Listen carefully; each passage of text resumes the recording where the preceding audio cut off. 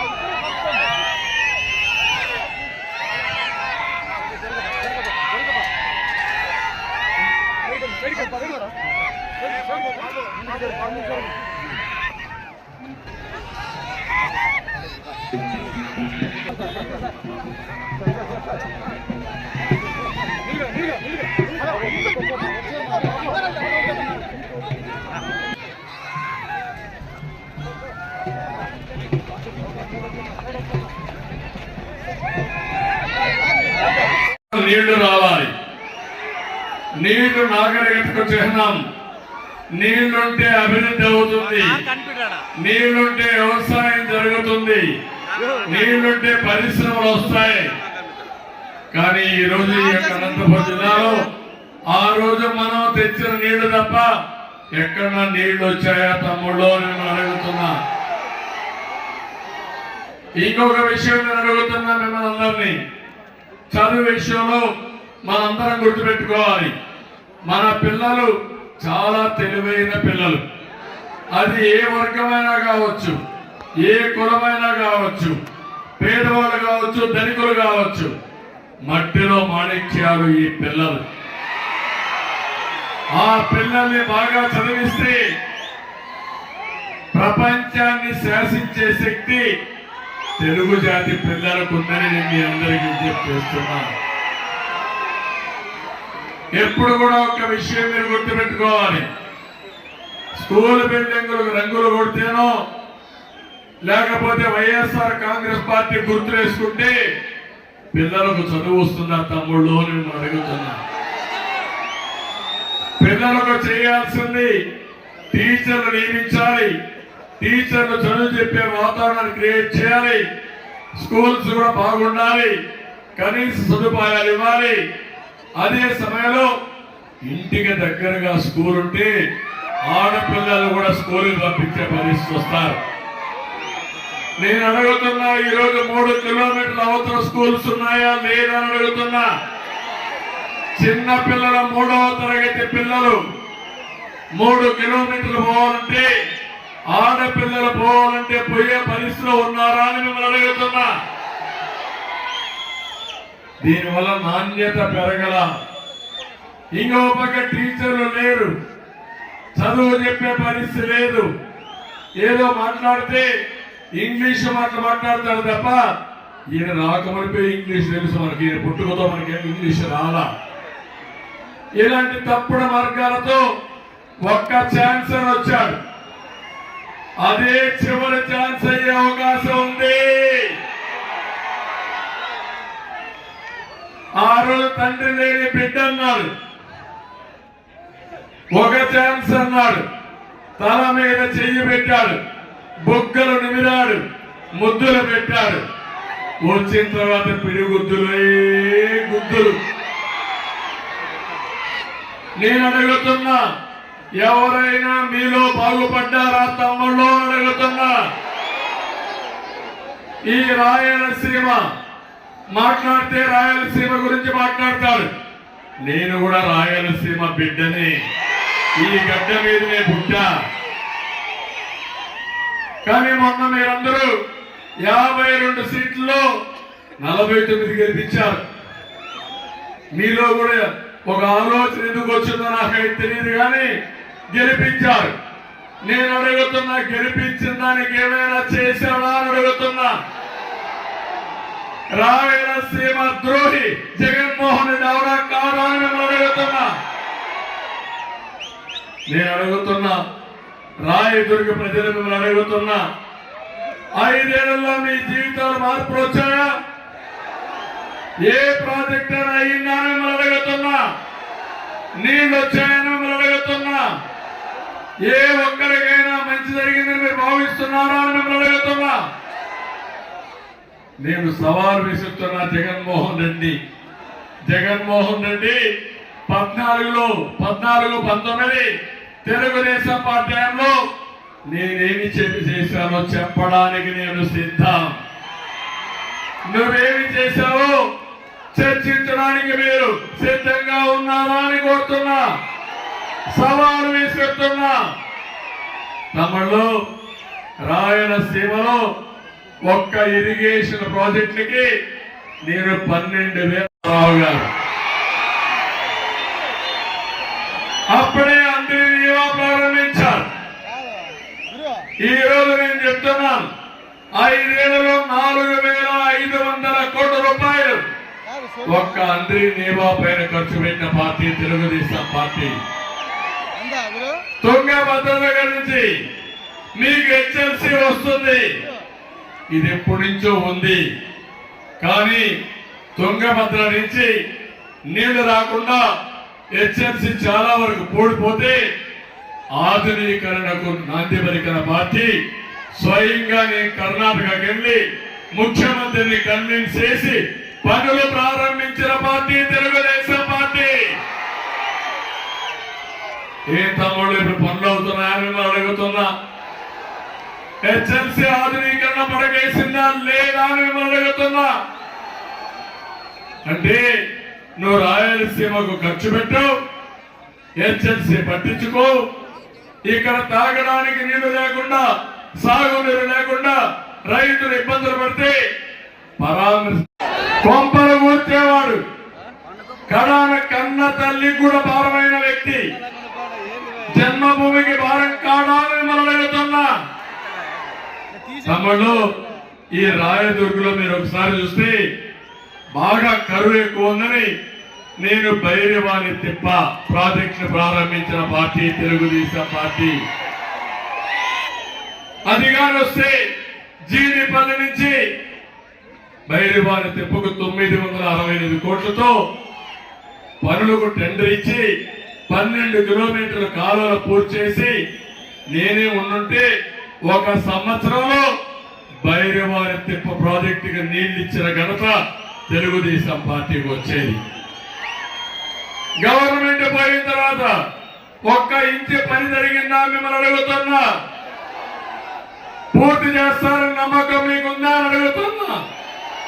దీనికి సమాధానం చెప్పాల్సిన అవసరం ఉందా లేదా అని మిమ్మల్ని అడుగుతున్నా.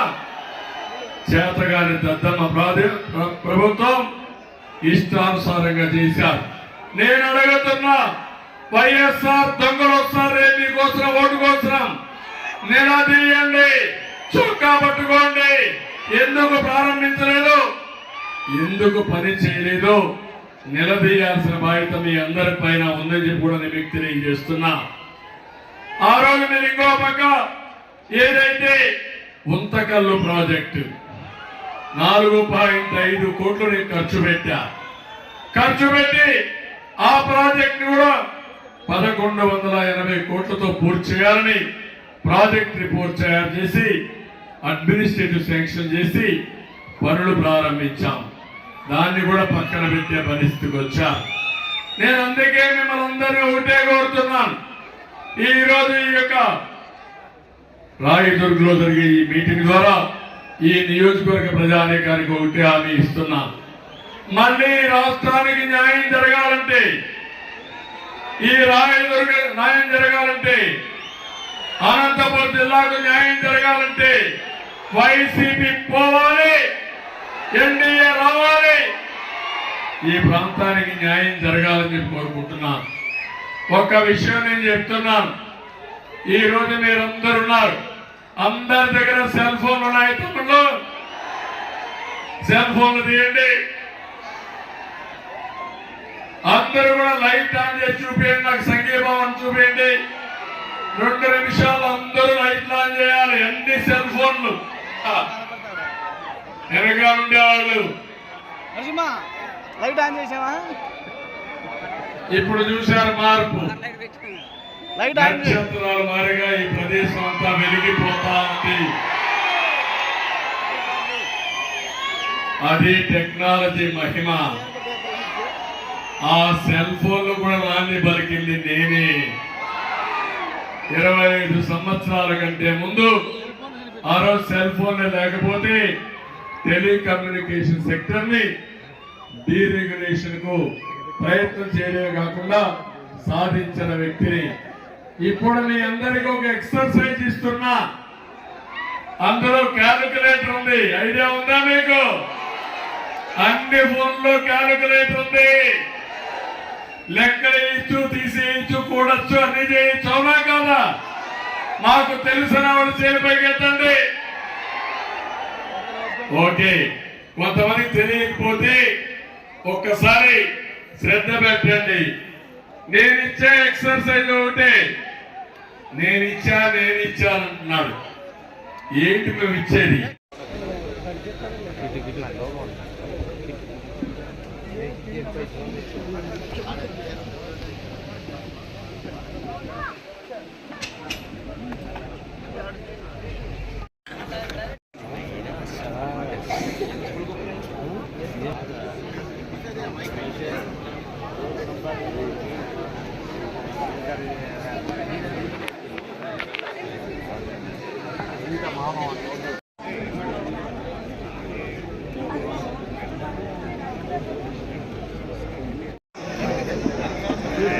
నేను ఇంకేం మాట్లాడలేదు.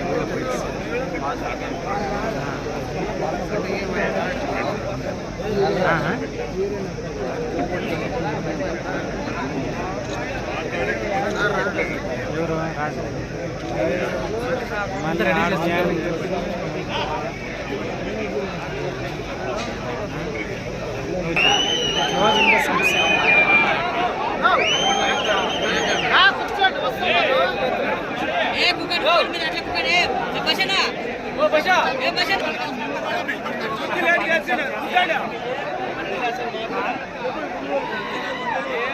తగ్గి కొంచెం తగ్గి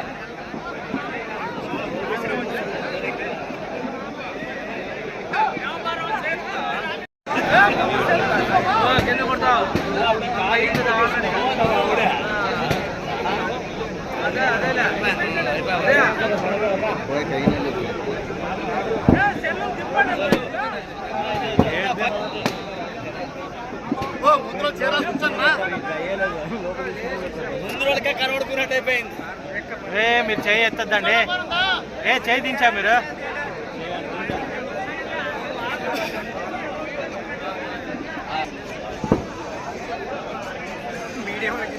అడ్రస్